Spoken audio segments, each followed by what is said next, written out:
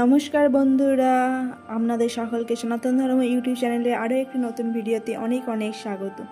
তো আগে একটি ভিডিও দিয়েছিলাম এস নামে বাঙালি পুত্র সন্তানের নাম, সেই ভিডিওতে আপনারা অনেক ভালোবাসা দিয়েছেন। তো আজকে আবার কিছু আধুনিক পুত্র সন্তানের নাম নিয়ে উপস্থিত হলাম। এই ভিডিওটিও শেষ পর্যন্ত দেখার অনুরোধ রইল। দেখে যদি লেগে থাকে অবশ্যই লাইক শেয়ার সাবস্ক্রাইব করে দেবেন এবং কোন নামটি বেশি পছন্দ হয়েছে আপনার সেটি অবশ্যই কমেন্ট করে জানাবেন। তো চলুন ভিডিও শুরু করা যাক।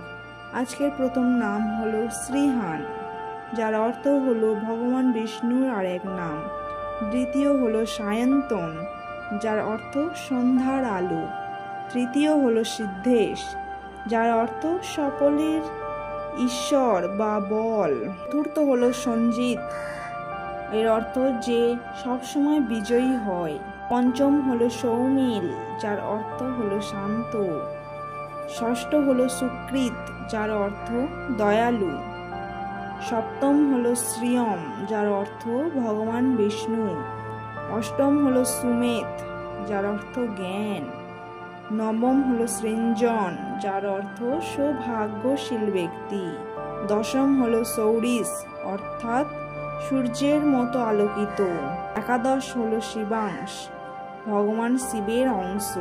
দ্বাদশ হলো সুন্দরাঙ্গ, যার অর্থ ভগবান শ্রীকৃষ্ণ, যার অঙ্গকান্তি অত্যন্ত সুন্দর। ত্রয়োদশ হলো শোভিত, এটি ভগবান শ্রীকৃষ্ণের আরও একটি নাম। চতুর্দশ হলো সৌহার্দ্য, যার অর্থ বন্ধুত্ব।